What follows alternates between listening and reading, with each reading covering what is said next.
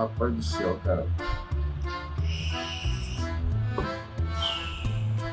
Cara, espero que tenha ficado organizado aí pra ti, tá, mano? Boa sorte.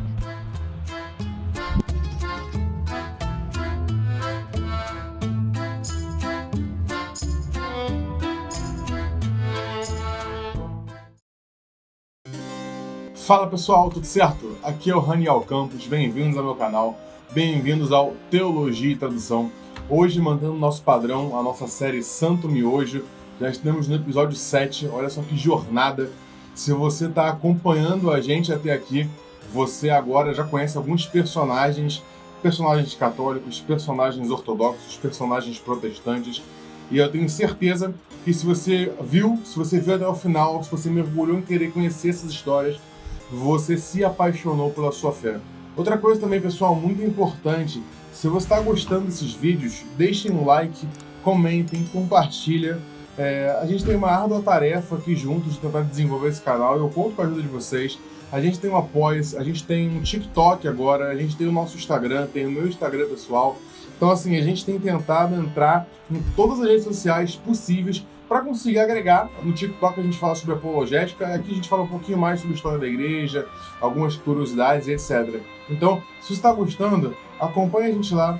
Se você está gostando, vai no Apoia-se, ajude a gente com qualquer valor que você puder ajudar, porque isso vai nos incentivar a continuar desenvolvendo, trabalhando, preparando roteiros melhores, mais desenvolvidos, que deem mais tempo da gente conseguir fazer uma busca, porque o dinheiro que a gente consegue receber é o que a gente consegue antecipar a gravação de vídeo, a gente consegue gastar mais tempo montando roteiros. Então, tudo isso é para que esse canal tenha a qualidade que eu quero que um dia ele chegue, que é um canal pro, que é um canal o qual você possa tomá-lo como uma referência quando o assunto for a fé, grandes personagens, defesa da fé e etc.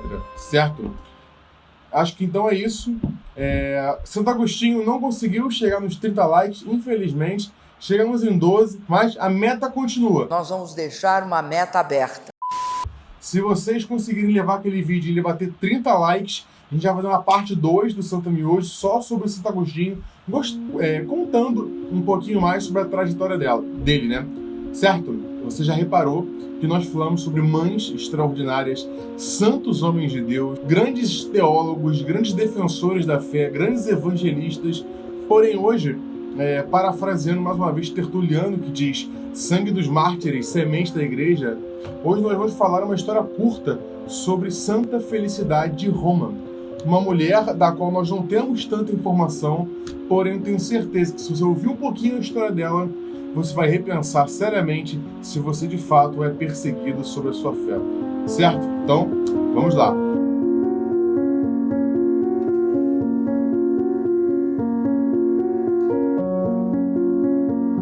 Santa Felicidade reza, a tradição que ela nasce no ano de 101 e ela é de Roma, uma cidadã romana. E o ponto principal da nossa história começa quando ela já é uma senhora viúva, ela é uma rica viúva na região de Roma, né? E na sua época, ela já havia uma perseguição, ou seja, você ser acusado como um cristão já era um crime, ou seja, se você era acusado como um cristão naquele momento, naquele império, consequentemente você seria atacado, né? Você seria instigado a confirmar que você não era um cristão. Santa Felicidade de Roma era uma viúva rica de sua região. Ela nasceu no ano de 101 e na sua época a perseguição, aos cristãos já era algo recorrente. Então, ser acusado de ser um cristão era algo muito perigoso. E, claro, Santa Felicidade, ela era uma cristã devota e ela é acusada pelos sacerdotes pagãos da sua época de ser uma cristã. E levam ela para Públio, que era como se fosse o prefeito de Roma naquela época. E é o próprio Públio que fica encarregado de fazer o seu julgamento. E é interessante que também o Antonino, que era o imperador da sua época, ele a incentiva também, porque esse julgamento ele vai aumentando, vai escalonando, porque ela era uma cidadã romana. Ou seja, consequentemente, um cidadão romano ele tinha muito mais direitos do que um cidadão que estava dentro do Império Romano, mas não era de fato um cidadão romano. Estão entendendo? Então, por exemplo, a gente tem o apóstolo Paulo. O apóstolo Paulo, ele era um cidadão romano. E, consequentemente, ele teve vários direitos, inclusive chegar a ser ouvido pelo próprio imperador. Então, Santa Felicidade também tinha esse poder, digamos assim, né? Ela tinha essa estima por ser uma cidadã romana. E, como eu falei, né, o Antonino, ele fala para ela que ela pense melhor no que ela está fazendo, porque os filhos dela também são convocados para estar ali presente, porque eles começam a usar os filhos de Santa Felicidade como uma ameaça, e sendo ameaçada dessa maneira, né, na verdade sendo exortada por Antonino, né, pelo imperador Antonino, e então Santa Felicidade responde da seguinte maneira: não me deixarei conquistar por suas gentilezas, nem me amedrontar por suas ameaças. Tenho certeza que o Espírito Santo está comigo e fará com que eu supere em vida e mais ainda a morta. E voltando-se, né, para os filhos dela, que estavam ali presentes, ela diz: olhem para os céus, filhos caríssimos, porque é lá que Cristo nos espera. Lutem com coragem por Cristo. Persistam fielmente no amor a Cristo.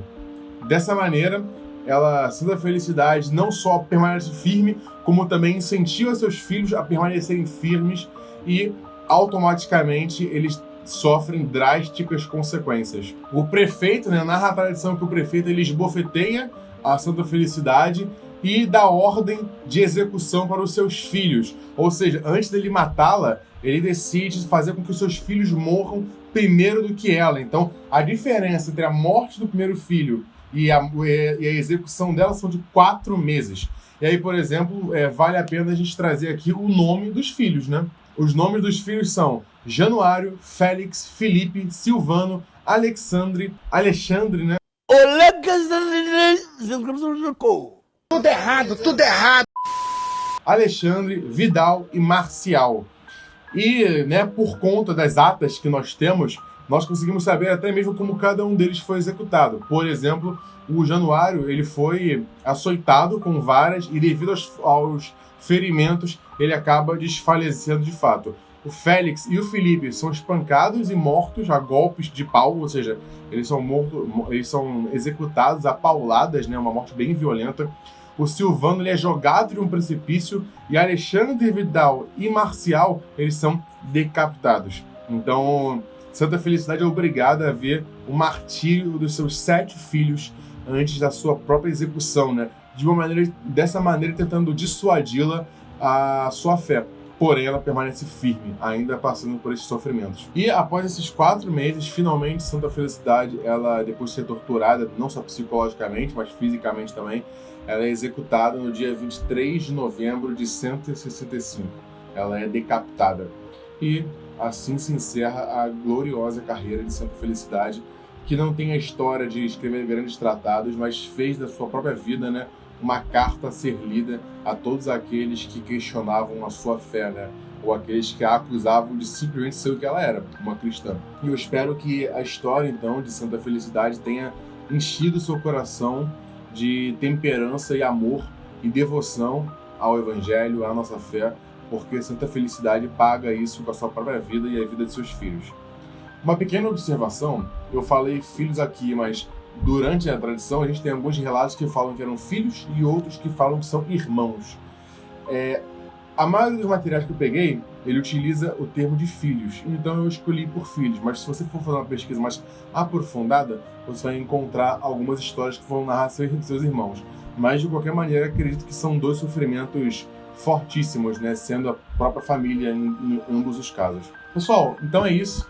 Eu espero que vocês tenham gostado. Eu espero que a história de Santa Felicidade tenha enchido seu coração de motivação. Se você gostou, curte, comenta, compartilha. Ajuda a gente lá no Apoia-se.